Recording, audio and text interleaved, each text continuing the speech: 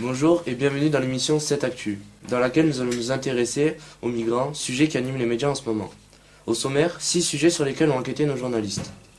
Les migrants, motivation et vécu, les ONG internationales, les conditions d'accueil des migrants, mouvements politiques et citoyens engagés, les pour et les contre, les populations affectées localement, l'État et les responsables publics. Pour commencer, nous allons demander à Hassan et Amar de nous parler des motivations des migrants et de leur vécu. Bonjour Hassan. Bonjour. Nous allons commencer avec vous. Hassan et Amar qui allaient nous parler des migrants, de leur motivation et ainsi de leur vécu. Premièrement, qui sont les migrants qui prennent des risques pour venir en Europe? Eh bien Nathan, pour répondre à ta question, les migrants qui empruntent ces ruses périlleuses pour essayer d'atteindre l'Europe, ce sont des Soudanais, des Érythréens, des Afghans après avoir été en conflit avec la Libye et qui doivent faire face à Daesh. Après, il y a aussi les Syriens prolongés dans une guerre civile que nous connaissons tous face à Daesh.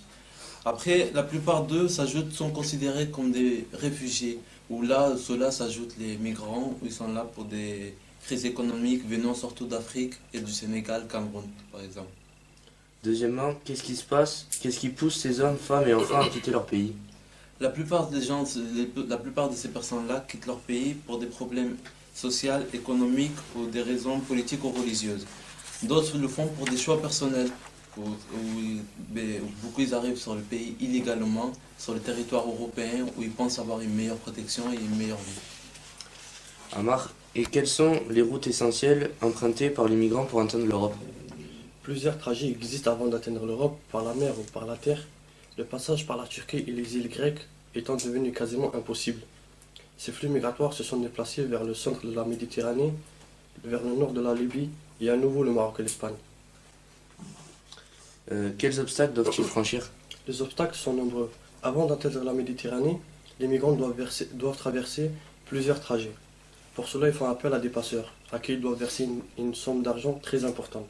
Arrivés sur les côtes européennes, les migrants sont placés dans des centres d'accueil ou un premier tri et fuient dans les centres appelés hotspots. Ceux qui peuvent prétendre au statut de réfugiés sont séparés des autres. Leur parcours peut durer des semaines, voire des mois. Mais Hassan, dans quelles conditions se déroule leur parcours? À quel danger font-ils face? Eh bien, monsieur Nathan, pour pouvoir répondre à vos deux questions, nous savons aujourd'hui, grâce aux témoignages de ces hommes et femmes, ce qu'ils vivent pendant la période d'attente en Libye. Ils se font racketter, torturer, parfois violés et traités comme des esclaves. Certains ils arrivent embarqués sur des bateaux très médiocres et surtout lorsqu'ils sont entassés, dans des conditions d'hygiène très très difficiles. Et souvent les bateaux pneumatiques se percent et prennent l'eau, malheureusement.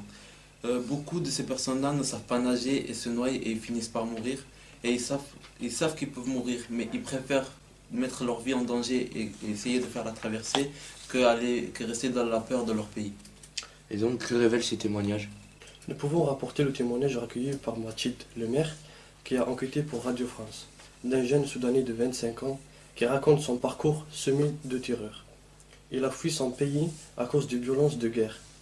Après 5 mois de marche dans le désert, accompagné de 3 copains de son village, il arrive en Libye où ils se font piéger, enfermés avec des autres Africains dans un hangar.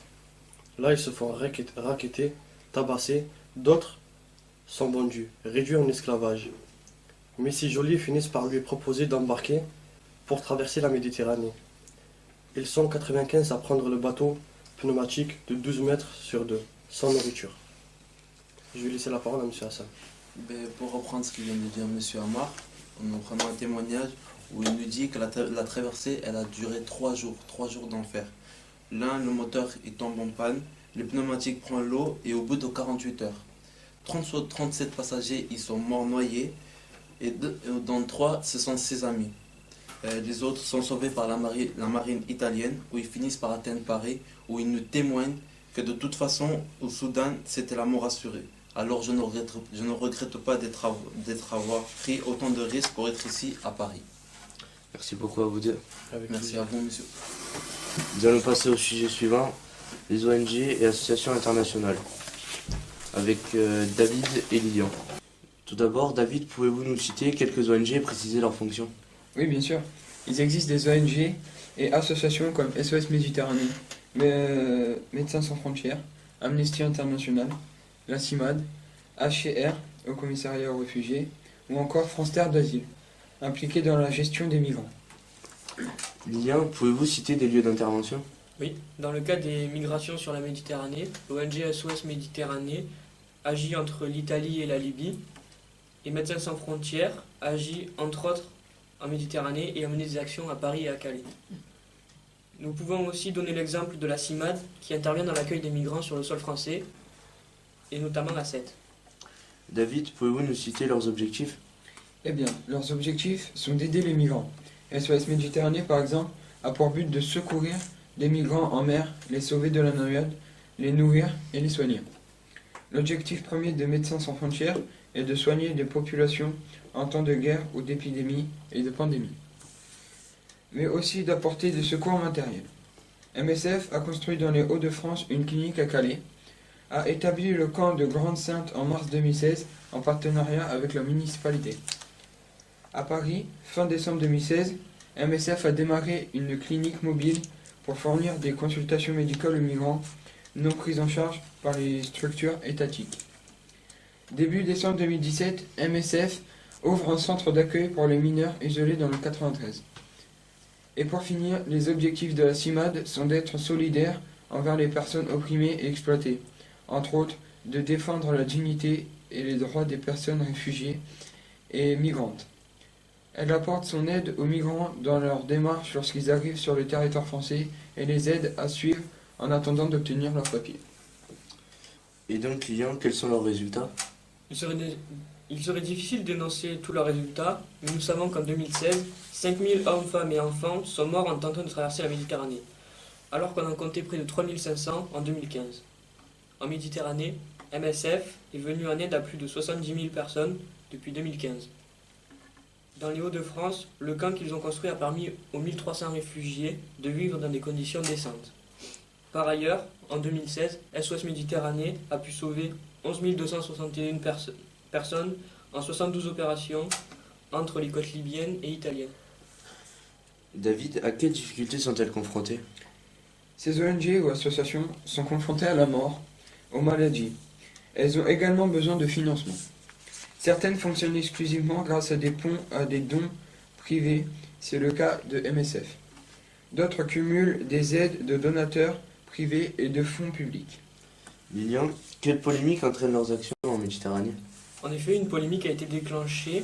L'accord entre l'Italie et la Libye dit que la Libye doit empêcher les migrants de sortir du pays. Mais la Libye ne veut plus des navires d'ONG près de leurs côtes. Des navires de sauvetage ont été repoussés avec des attaques armées près des côtes. Les associations sont parfois accusées de créer un appel d'air et doivent donc convaincre que l'enjeu humain et le droit à la vie est primordial. Donc vous avez quelque chose à rajouter ou... Oui. Pour aller un peu plus loin, nous avons rencontré M. Plumba de l'association SOS Méditerranée et nous lui avons posé quelques questions.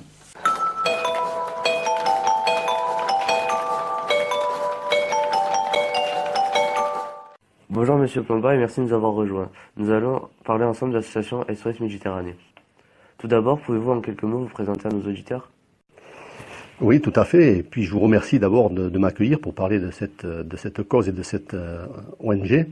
Je vous remercie vraiment de cet accueil. Alors en deux mots quand même, pourquoi je suis parmi vous? Parce que j'ai d'abord une carrière de journaliste dans ma vie. Donc j'ai été journaliste à Midi Libre, à la fois reporter et puis rédacteur en chef avant de devenir président de ce groupe.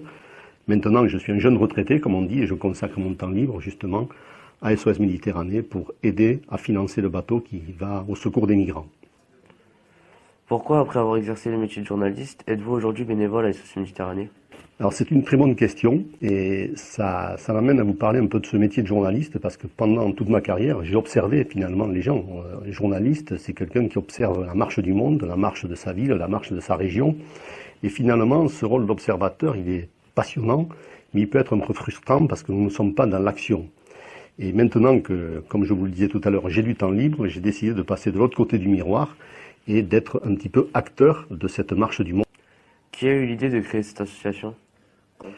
Alors cette association, elle est très jeune, hein, puisqu'elle a à peine 2 ans. Elle est née en 2015 et c'est un capitaine de la marine marchande allemand, Klaus Vogel, qui s'associe avec une responsable des causes humanitaires en France, Madame Beau. Ils ont décidé d'affréter un bateau pour une raison un peu évidente. Le capitaine de la marine marchande allemand, il traversait la Méditerranée dans le cadre de son métier. Et à plusieurs reprises, il a rencontré ces bateaux, ces migrants qui essayaient de rejoindre l'Europe dans des conditions absolument indescriptibles, parce que c'était des bateaux de très mauvaise qualité et les gens souvent allaient à la mort. Il a donc pensé qu'il fallait une structure qui vienne un petit peu suppléer ce que faisaient les nations, et notamment l'Italie et les pays du sud de l'Europe. Ces gouvernements, finalement, n'avaient qu'un souci, c'était de dire il nous faut le moins de migrants possible. Malheureusement, la misère et puis d'autres conditions poussent les gens à traverser la Méditerranée. Donc il faut pouvoir être là au secours de ces gens-là. Et il faut suppléer le manque d'action des gouvernements européens.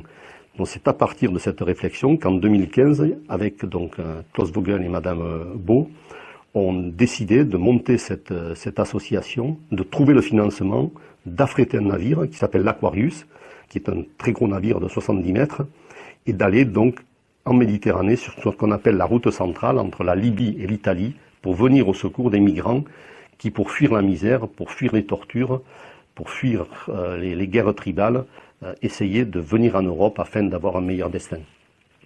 Quelles sont les missions de l'association ? Alors c'est une association qui a 3 missions. La première, et j'insiste beaucoup, c'est le sauvetage. Nous sommes dans l'urgence. Il s'agit de dire, nous mettons tout en œuvre pour que les gens qui fuient l'Afrique par l'entonnoir de la Libye puissent regagner l'Europe et l'Italie notamment dans les meilleures conditions et ne sombrent pas en mer. Il faut savoir que depuis l'an 2000, il y a eu 50 000 morts en Méditerranée. Le pape François était allé à Lampedusa en 2015 et il a dit la Méditerranée est en train de devenir un cimetière. Donc ça, c'est notre première mission. Nous ne voulons pas savoir pourquoi les gens ont fui l'Afrique, les divers pays, on en parlera tout à l'heure, je vous donnerai quelques raisons. Nous, notre rôle, c'est de dire, avec l'Aquarius, nous sommes entre la Libye, puisqu'ils partent de Libye, et la Sardaigne.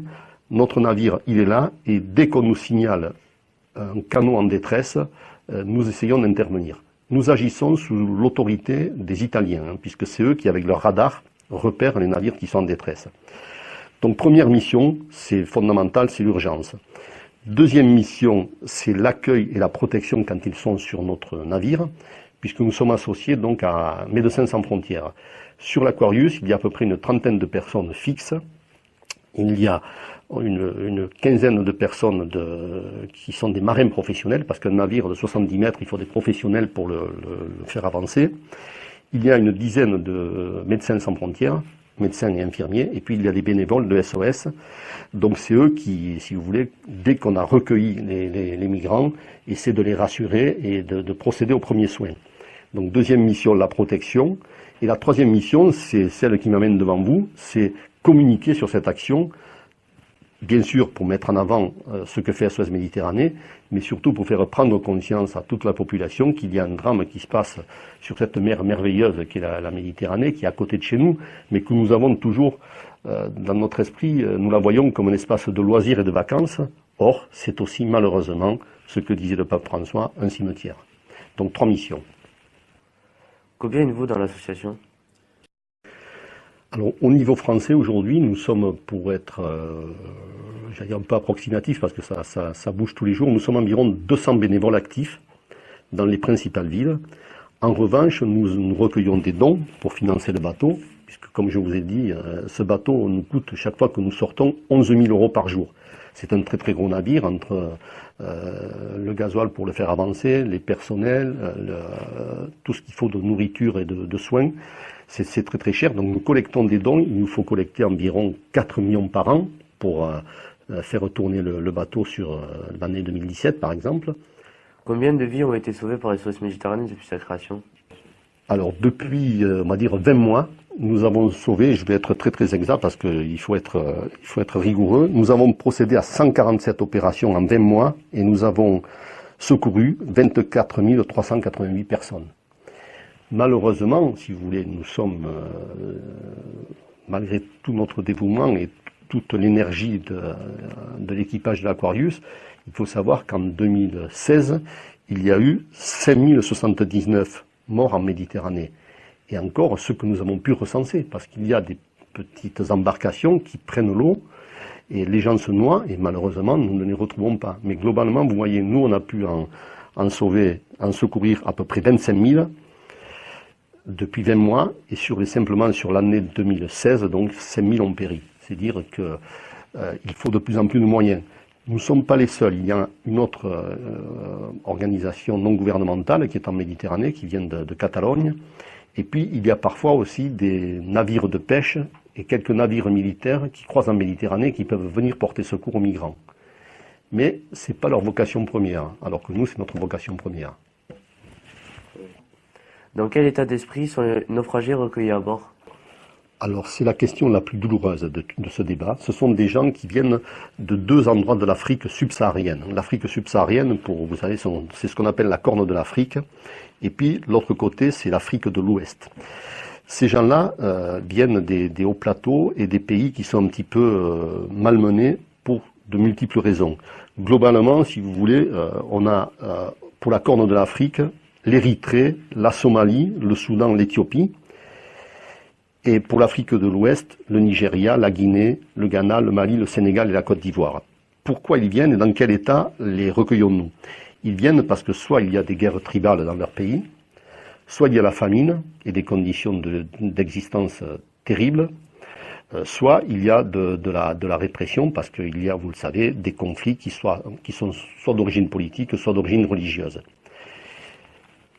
Leur simple philosophie, si j'ose dire, c'est de fuir leur pays pour essayer d'aller en Europe pour avoir soit rejoindre de la famille, soit avoir un destin et une vie un peu plus confortable. Et quand je dis confortable, je mets des guillemets parce que c'est vraiment quelque chose de très difficile. Ils traversent cette partie de l'Afrique qui va les mener en Libye. Ils sont exploités, ils sont souvent martyrisés par tout un tas de brigands qui sont là. Et quand ils arrivent en Libye, c'est malheureusement, j'allais dire, l'étape la plus difficile pour eux.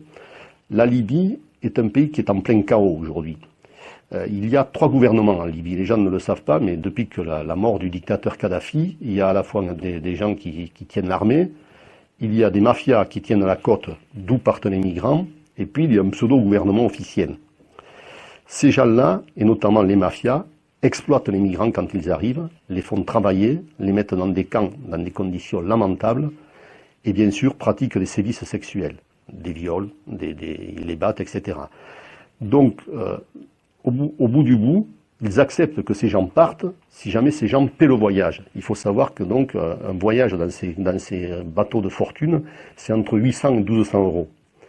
Donc ces pauvres migrants qui ont fui leur pays, quand ils réussissent à trouver l'argent pour s'embarquer sur ces bateaux qui sont des bateaux qui normalement les destinent quasi sûrement à la noyade, parce que il y a 300 km entre les côtes libyennes et les côtes italiennes. Ces bateaux, ils sont faits pour faire 40 km à peu près en mer. Et ils sont 100, 150 sur les bateaux. Je vous montrerai des photos tout à l'heure si vous le souhaitez. Donc ils arrivent dans un état de détresse sur le bateau qui est vraiment, c'est poignant, quoi. Soit ils ont des problèmes de santé, mais ils ont des problèmes psychologiques terribles, parce qu'il y a, comme je vous l'ai dit, il y a des exactions, il y a des viols, il y a des tortures. Donc les équipes de SOS et de Médecins sans frontières accueillent des gens qui ont une force mentale extraordinaire pour résister à tout ça, mais ont des traumatismes terribles. Donc ensuite, une fois à terre, ils seront pris en charge pour être éventuellement soignés et reconstruits, comme on dit.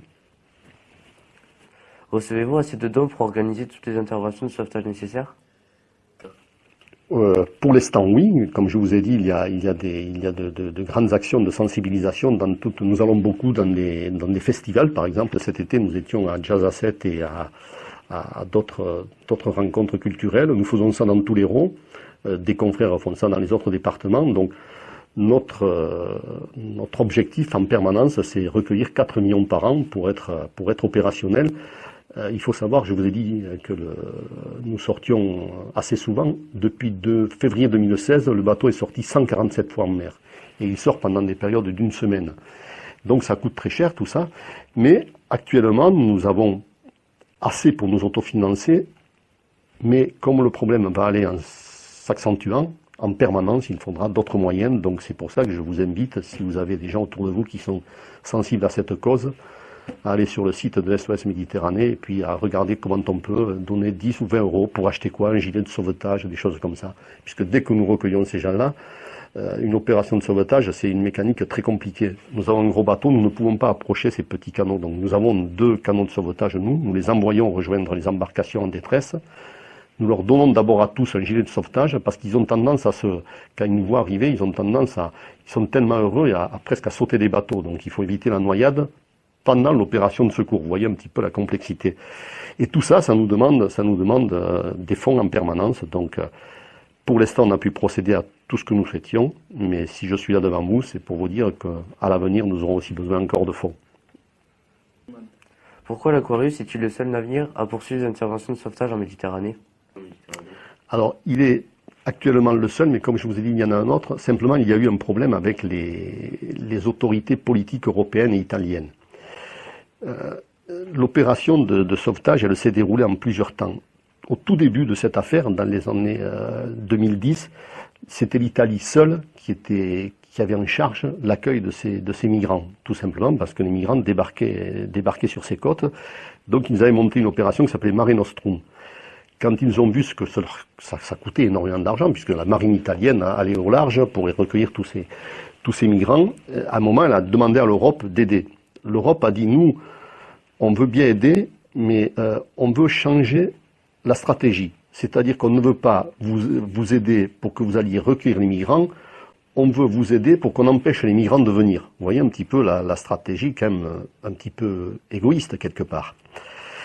Donc tout ça fait que ça n'a pas été concluant et c'est pour ça que des initiatives comme SOS Méditerranée ont vu le jour. Parce que nous, on est parti du principe qu'il fallait continuer à accueillir les migrants, ces pauvres, ces hommes, ces femmes et ces enfants, parce qu'il y a beaucoup d'enfants qui sont abandonnés en mer, il faut les secourir.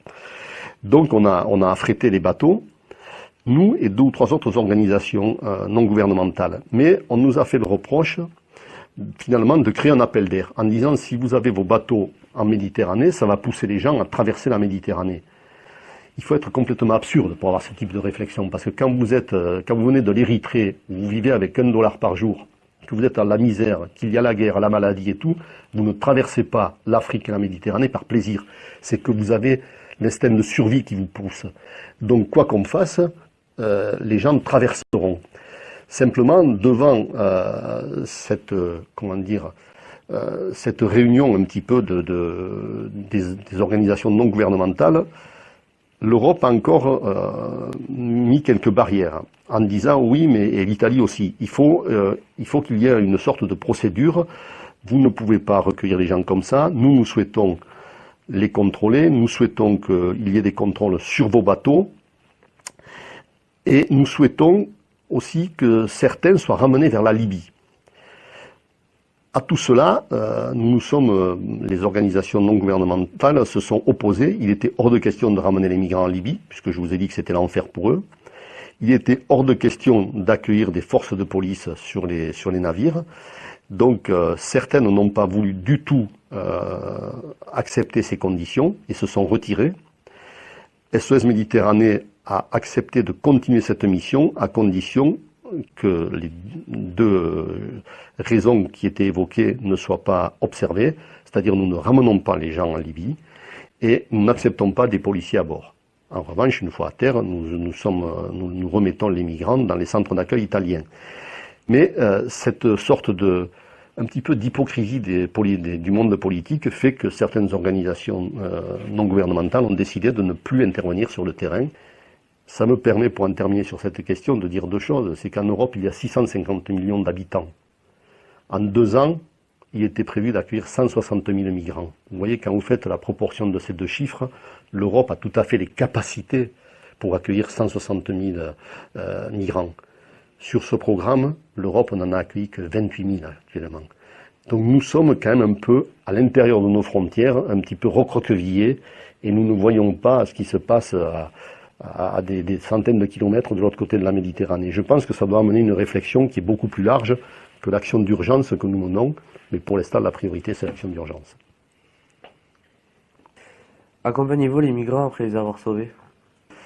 Alors c'est ce que j'évoquais assez rapidement, notre contrat, si j'ose dire, avec les autorités italiennes qui nous signalent les bateaux en détresse. Une fois que nous les avons donc récupérés, que nous les avons soignés pendant les quelques jours que dure le retour sur la Sardaigne ou le sud de l'Italie, nous les remettons aux autorités italiennes. Et c'est là que commencent les démarches pour ces migrants qui veulent demander le droit d'asile et qui sont pris en charge par les Italiens afin de dire je veux aller dans tel pays, je veux aller en Angleterre, je veux aller en Belgique, etc. Donc ils font des demandes et c'est les pays qui instruisent ces demandes, la France aussi. Mais nous, notre action, parce qu'on ne peut pas tout faire, elle s'arrête au sauvetage. C'est l'action d'urgence. Vous êtes en péril, vous êtes en détresse, vous risquez de vous noyer. Je vous l'ai dit, plus de 5000 l'an dernier. Il y en a eu depuis le début de l'année, il y en a eu quand même 2600 aussi victimes de noyade, donc depuis janvier 2017. Ils ont été sauvés de l'enfer, mais croyez-moi, c'est pas encore le paradis. Il va falloir qu'ils attendent quelques temps avant d'avoir un pays qui les accepte, qui leur donne le droit d'asile. Merci M. Poma d'avoir répondu à nos questions. Nous allons maintenant nous tourner vers notre public pour savoir s'ils ont quelques questions à vous poser. Merci, j'y répondrai avec grand plaisir. J'ai peut-être été incomplet ou peut-être un petit peu trop confus, donc s'il y a des questions, j'y réponds volontiers. Oui, j'ai une question. Par rapport aux 5000 morts en 2016 et aux 2600 depuis janvier 2017, est-ce que ces chiffres vous conviennent-ils par rapport au nombre de morts de l'année dernière? Non, on peut pas. Il y a une baisse. Vous avez tout à fait raison. Il y a une baisse parce qu'il y a des interventions. Il y a eu ces actions un petit peu compliquées au niveau politique qui ont un peu freiné, si vous voulez, à un moment l'exil. Parce que quand l'Italie et l'Europe ont financé, ils ont été jusqu'à financer, j'allais dire, les pseudo-gouvernements libyens en leur disant on vous offre des frégates et des bateaux pour que vous empêchiez les gens de prendre la mer. Donc normalement, ces gens-là, si vous voulez, qui étaient décidés à partir, auraient dû sortir des eaux territoriales libyennes et de venir vers nous. Mais comme on avait, pour essayer de calmer un peu le phénomène, payé des navires aux mafias libyennes, beaucoup des gens qui ont tenté la traversée ont été renvoyés en Libye, donc c'est ce qui explique un petit peu la baisse. Mais aujourd'hui, vous avez vu les dernières informations, en Libye, on les vend comme esclaves. Il y a un marché aux esclaves en Libye, pour les faire travailler dans les champs, dans les puits pétroliers, dans les centrales de gaz, etc. Donc on ne peut pas, si on est un homme avec un minimum d'humanité, supporter qu'on revienne au marché aux esclaves comme au Moyen-Âge. C'est insupportable. On vend des femmes et des hommes et des enfants 500 à 800 euros. Je veux dire, c'est insoutenable. Donc oui, il y a un effort de fait. Malheureusement, le phénomène est toujours là et la baisse, elle est intolérable. Intolérable parce qu'on sait que s'il ne traverse pas, il reste en Libye dans cette sorte d'enfer qu'il n'y a pas d'autre mot. Donc il faut continuer. C'est bien pour ça qu'on essaie de mobiliser toutes les générations, y compris la vôtre, parce que demain, ce problème sera aussi un problème que vous devrez prendre en compte dans votre vision de la société. Merci beaucoup d'être venu. Merci à vous. Et j'espère que votre projet aboutira et que vous pourrez faire passer le message. Merci.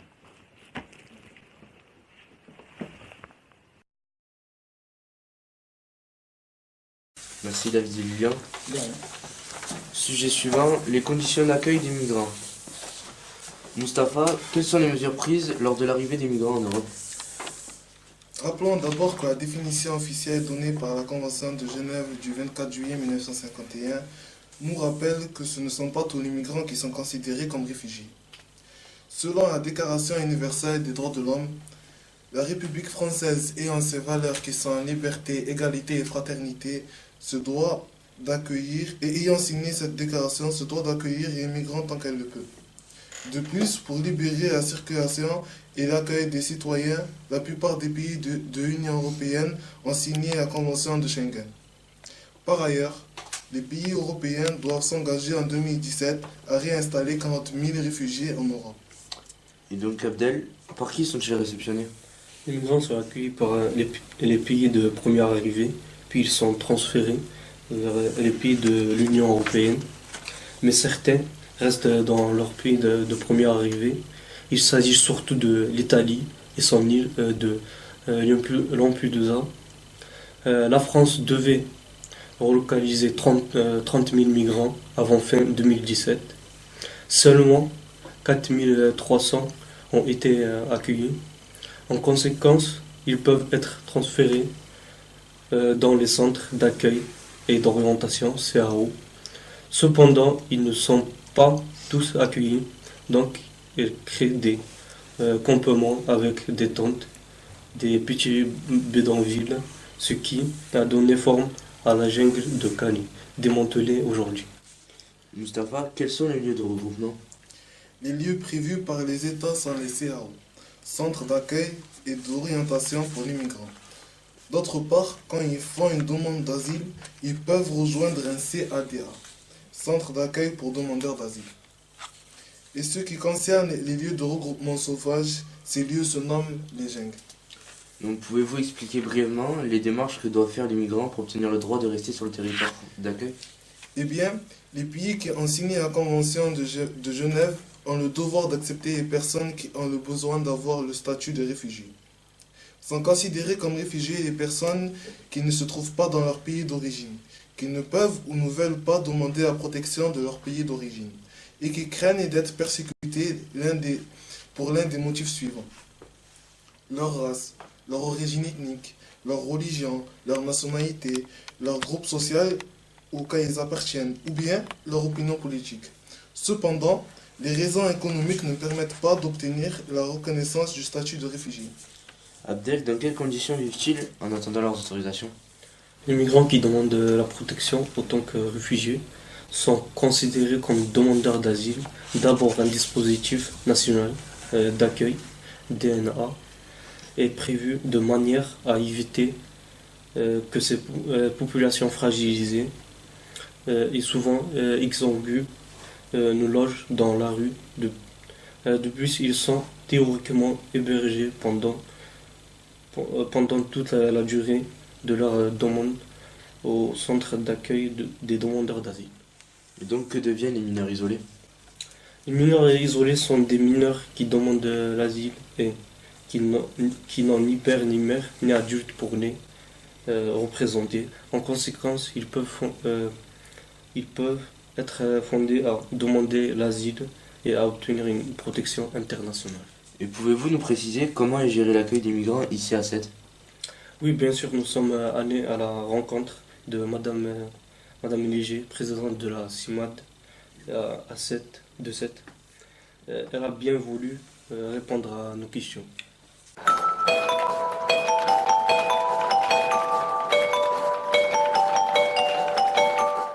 Bonjour Madame Léger, merci d'être parmi nous aujourd'hui. Vous êtes donc la présidente de la CIMAD.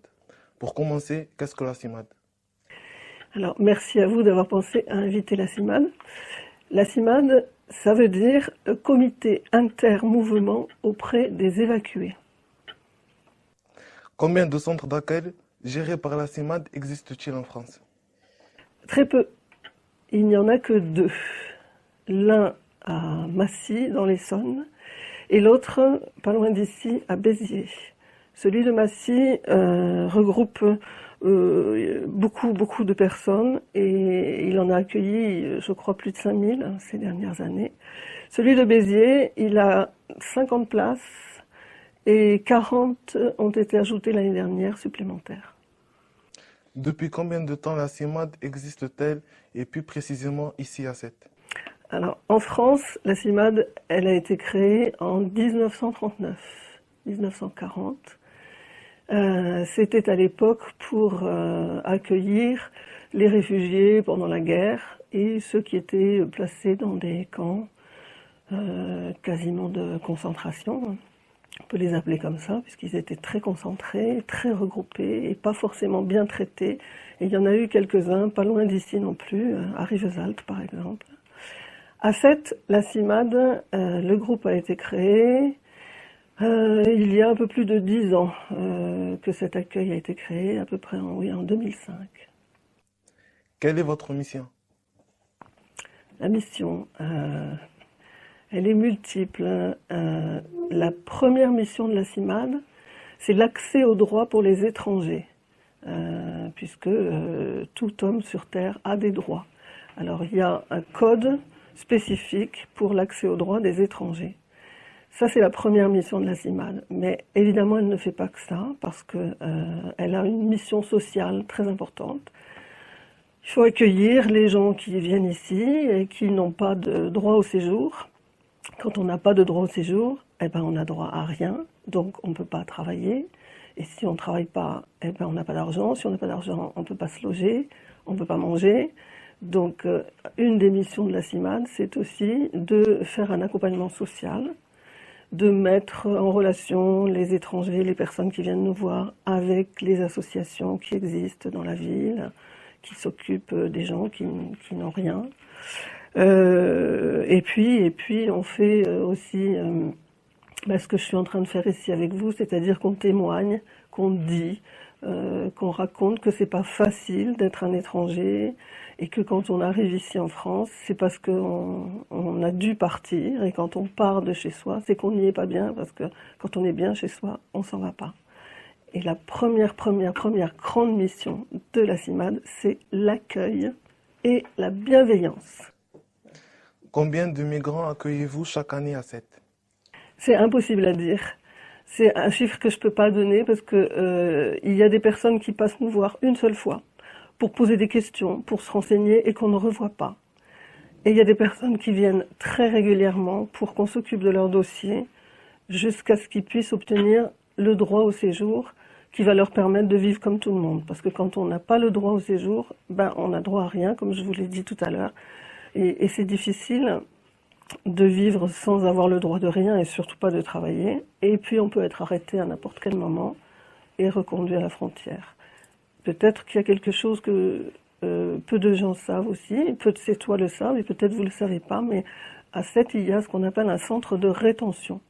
Je ne sais pas si vous savez ce que c'est qu'un centre de rétention, mais c'est comme une prison puisque c'est une privation de liberté. On enferme les gens qui n'ont rien commis d'autre comme délit que de ne pas avoir de titre de séjour. C'est-à-dire qu'ils sont ici sur le territoire, ils sont rentrés sur le territoire et ils demandent à être régularisés, ils demandent à avoir un titre de séjour, mais on le leur refuse souvent. Et donc ils peuvent se faire arrêter à n'importe quel moment, enfermés dans le centre de rétention, qui se trouve à côté du collège Victor Hugo sur le quai François Mayol. Et là, ils seront probablement, la plupart du temps, expulsés vers leur pays ou à l'étranger. D'où viennent les migrants qui arrivent à Sète? D'où viennent les migrants qui arrivent à Sète? Alors, il y a un certain nombre de pays. La plupart, ils viennent d'Afrique ou du Maghreb. Le Maroc, l'Algérie, beaucoup, Sénégal, Cameroun, Guinée, ex-Yougoslavie, Roumanie, Bulgarie, Arménie, Turquie. Et justement, dans les pays que je viens d'énumérer, il y a depuis quelque temps des pays d'Europe de l'Est. C'est-à-dire, il y a l'Afrique, il y a le Maghreb, mais il y a aussi des pays de l'Europe de l'Est. Quels sont leurs droits une fois qu'ils sont entrés dans le territoire qui fait partie de l'espace Schengen? Leurs droits, quand ils n'ont pas le droit au séjour, c'est-à-dire tant qu'ils sont clandestins, ils n'ont aucun droit, mis à part celui de circuler pendant 3 mois, comme n'importe quel touriste, on va dire, entre guillemets. C'est-à-dire quand on est rentré avec un visa, on peut circuler, on a le droit de circuler. Quand on est rentré avec un visa, quand on est rentré sans visa, c'est plus compliqué parce que si on se fait contrôler, on est mal. Ensuite, quand on a un titre de séjour, on a le droit de n'importe quel être humain avec un titre de séjour, les mêmes droits que tout le monde. Mais il faut avoir le titre de séjour et c'est très très difficile. Comment s'organise l'accueil à Sète? Alors, plus précisément dans notre groupe local de Sète, on fait ce qu'on appelle des permanences d'accueil juridique, c'est-à-dire justement, on accueille les étrangers pour leur expliquer quels sont leurs droits et qu'est-ce qu'ils peuvent faire pour obtenir un titre de séjour, suivant leur situation. Alors, il y a plein de situations différentes, donc plein de réponses différentes.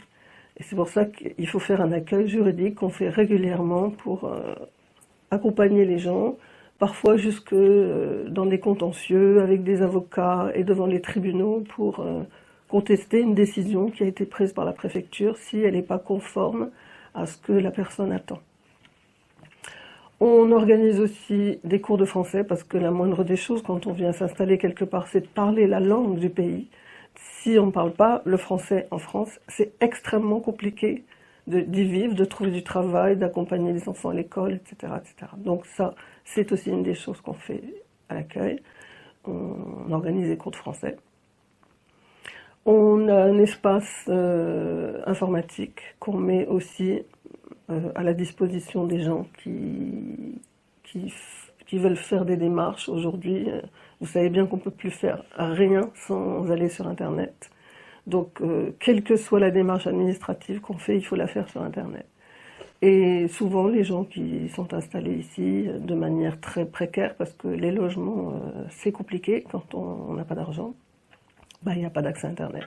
Donc, on ouvre aussi une permanence pour l'accès Internet. Je crois que j'ai à peu près dit tout ce qu'on faisait. Et puis, on témoigne de tout ce qu'on peut témoigner dans les lycées, dans des conférences, des débats, des projections de cinéma, etc. Voilà tout ce qu'on fait à peu près dans notre accueil ici à Sète. Que deviennent les migrants après avoir été accueillis par la CIMAD? On espère qu'ils sont régularisés, mais ça marche pas toujours. Mais on y arrive quand même. On accompagne les gens pour qu'ils soient en conformité avec le droit français et le droit européen. Donc la plupart du temps, ce qu'ils deviennent, oui, ils obtiennent un titre de séjour. Ça peut parfois mettre très très très longtemps. Et certains d'entre eux reviennent régulièrement nous voir.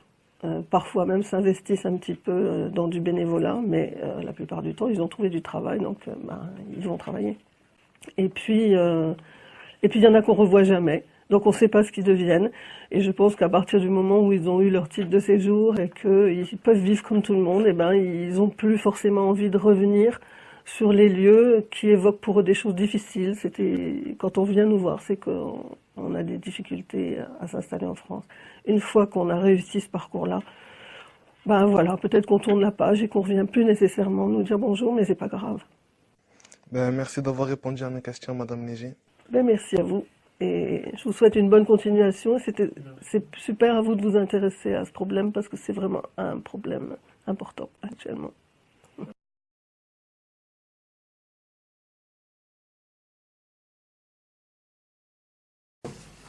Les populations affectées localement, présentées par Kenzo et Sidney.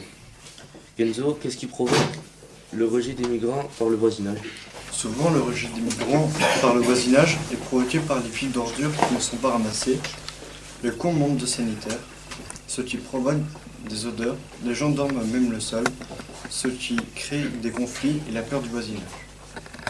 Des personnes sont contre l'arrivée des migrants, certaines même construire des murs pour leur faire comprendre qu'ils ne sont pas désirés.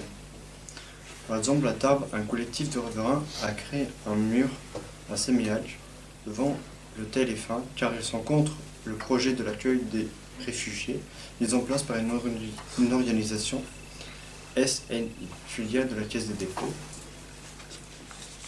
qui achète des structures habitables pour les migrants. Merci Kenzo, vous aviez un autre exemple? Oui. Par ailleurs, à Chenas, en Isère, une quinzaine de militants du groupuscule d'extrême droite, Génération Identitaire, avaient occupé le toit d'un hôtel Formule 1 pour protester contre la venue qui a été pour en faire un centre d'accueil des migrants. Souvent, ce sont la peur des préjugés qui guident les riverains. Les refus se manifestent parfois de façon violente par des incendies ou des coups de feu. Ces problèmes sur le terrain sont souvent très médiatisés, alors qu'au quotidien, le terrain, la solidarité est souvent au rendez-vous. Merci Kenzo. Mathis, quelle forme prennent les solidarités du voisinage? La forme que prend les solidarités du voisinage est positive. Positive car certaines personnes leur apportent des repas chauds, du café, même des vêtements. Certaines associations à but non lucratif viennent au secours des migrants pour leur apporter un soutien moral mais aussi matériel.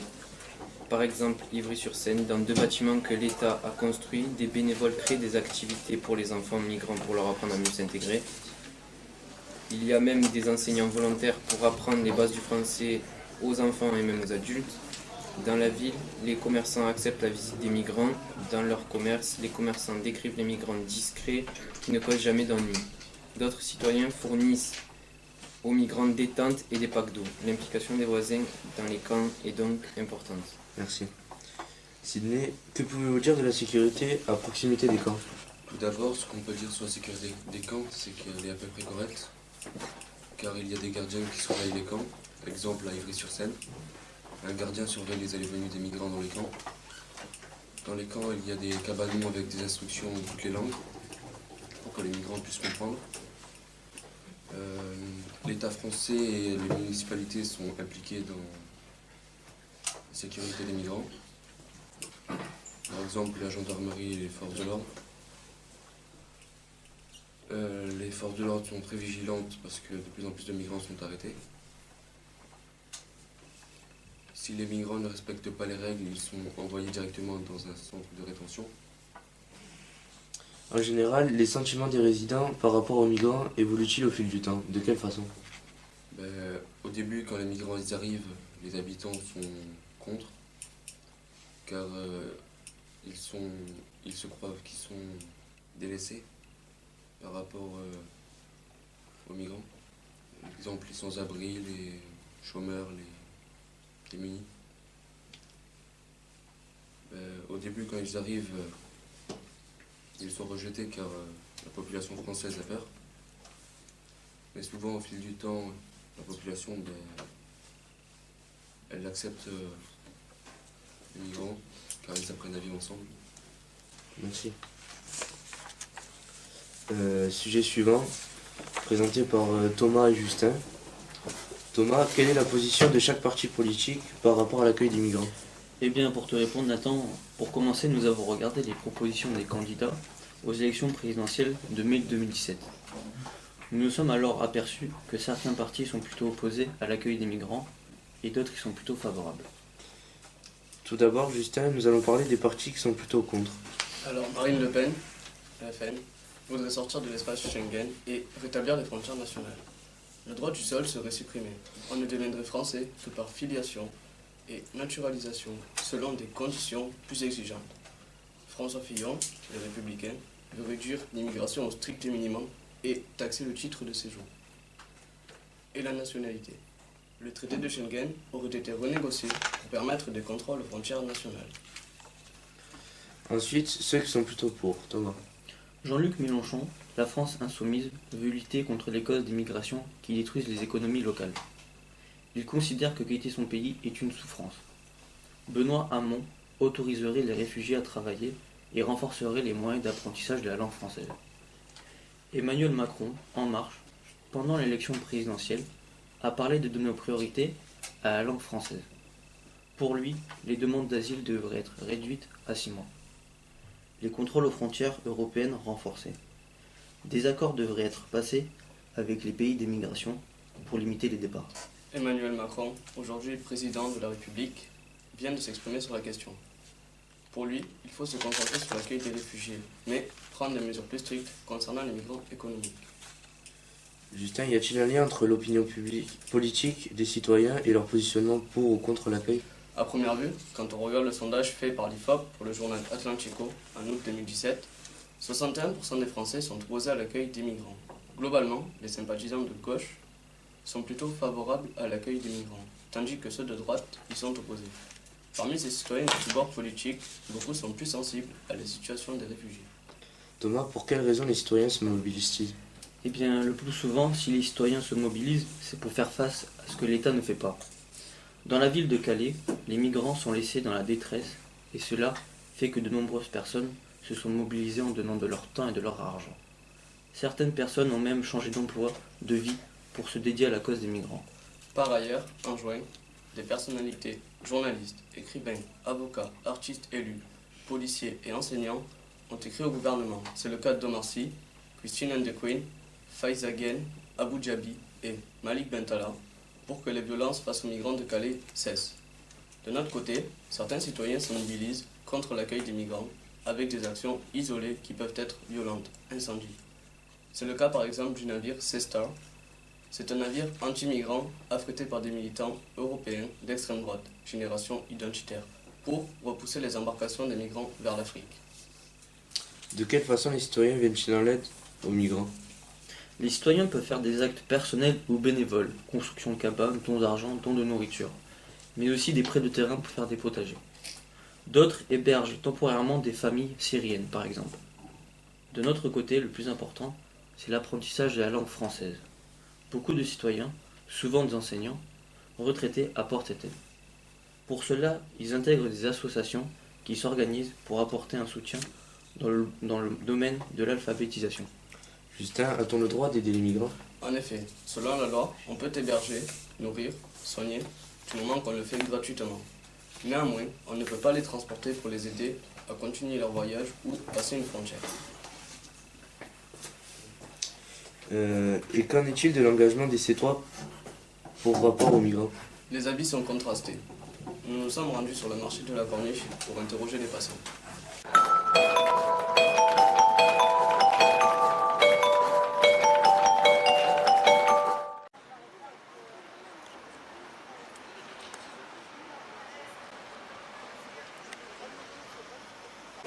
Comment définiriez-vous les migrants en France? Alors les migrants, ce sont des personnes qui ont des problèmes dans leur pays d'origine. Il y a la guerre ou même des catastrophes naturelles et donc qui vont dans d'autres pays pour trouver l'accueil et se réfugier. Je définirais les migrants comme des gens qui sont mis dehors de chez eux parce qu'on a installé nous-mêmes Européens la guerre chez eux dans leur pays, donc ils sont obligés de partir s'ils veulent sauver leur pays. Les migrants, ce sont des personnes qui quittent leur pays parce qu'ils vivent dans des situations très difficiles, dans des situations de guerre, des situations économiques. Et ils viennent en France, en Europe, etc. Pourquoi? Parce que nous sommes quand même des pays riches, nous sommes des pays en paix, grâce à l'Europe, essentiellement, je pense. Et donc, ça les attire, c'est normal. En France, c'est des gens qui sont malheureux chez eux et qui viennent ici pour chercher une meilleure vie et du travail. Êtes-vous plutôt pour ou plutôt contre l'accueil des migrants sur le territoire français? Moi je suis pour, surtout dans les situations de guerre. Moi j'ai pas connu ça, mais mes parents ils ont connu ça. Les migrations à la fin de la Deuxième Guerre mondiale, enfin pendant la Deuxième Guerre mondiale. Il y a eu des gens de toute l'Europe qui ont fui le nazisme, etc. Je pense que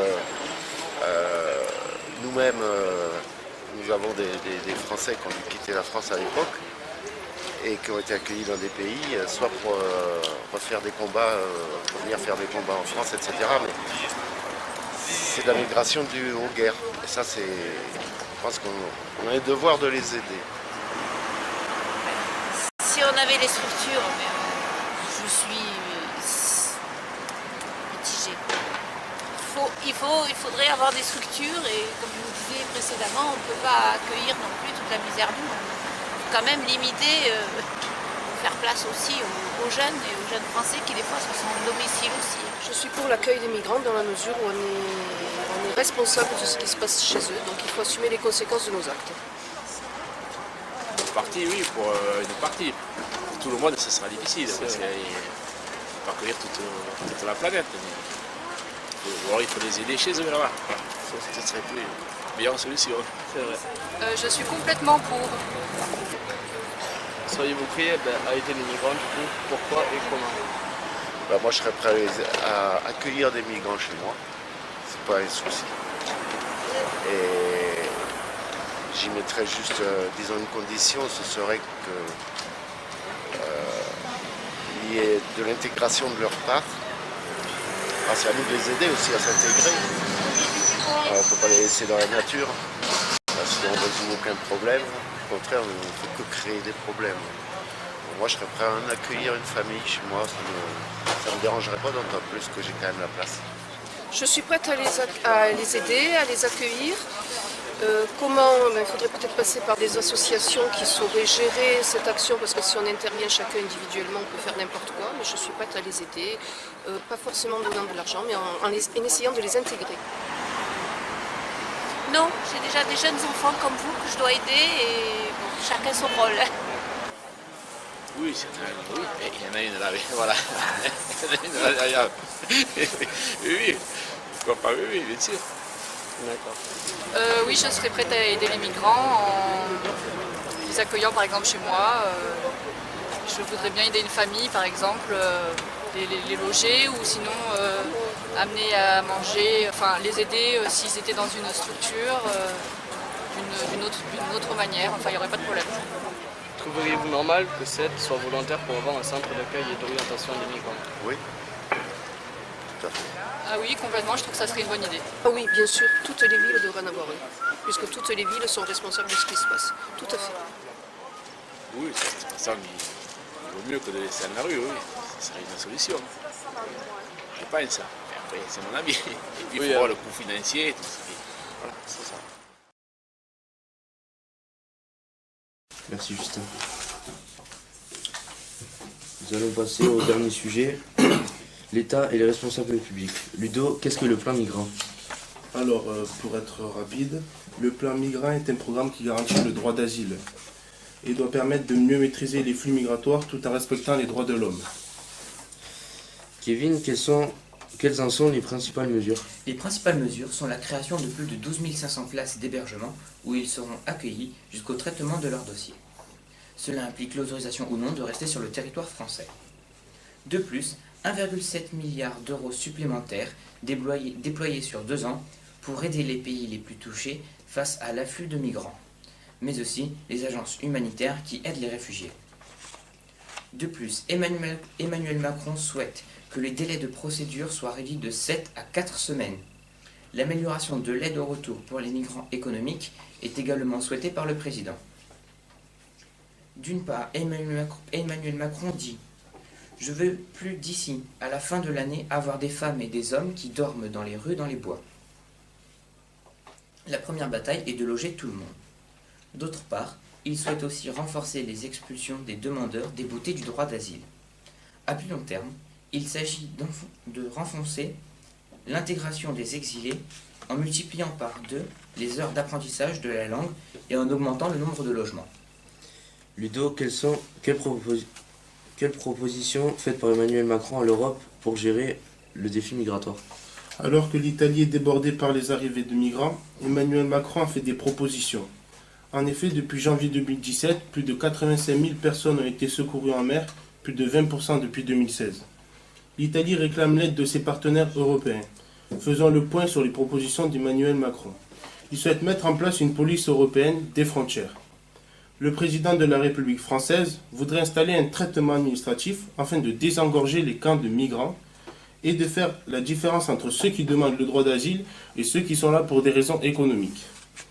Nous attendons de voir si les propositions faites par le chef d'État seront appliquées d'ici la fin de son mandat. Kevin, l'État favorise-t-il ou non l'installation des camps de migrants? L'État favorise l'installation des migrants. Il crée des camps qui l'encadrent, comme des centres de rétention administratifs ou des hotspots aux frontières. Les ONG apportent de l'aide au campement informel, alors que les pouvoirs publics interviennent pour contrôler et cadrer le dispositif.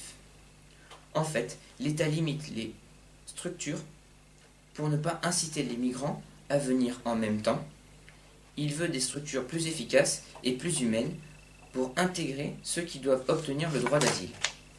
Ludo, que fait l'État pour les mineurs migrants isolés? Alors il semblerait qu'il y ait quelques manquements. D'après les récits de jeunes migrants de Calais, les CRS conduisent les adultes en centre de rétention et laissent les enfants seuls, ne sachant qu'en faire.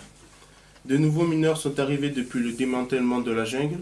Ils se cachent des CRS, dorment dans les champs et tentent tout pour rejoindre l'Angleterre. Cette année, on compte environ 25 000 mineurs non accompagnés.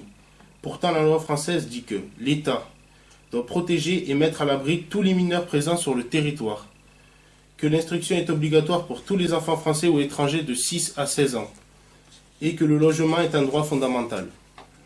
Édouard Philippe, le Premier ministre, a annoncé que l'État allait se charger de la vérification des identités et assumer l'hébergement d'urgence. Merci Ludo et Kevin. Je tiens à remercier l'équipe de la classe AMV, caméraman, technicien et journalistes, qui ont permis la réalisation de cette émission. Et surtout, merci d'avoir été avec nous aujourd'hui, et à bientôt pour un nouveau numéro de 7actu.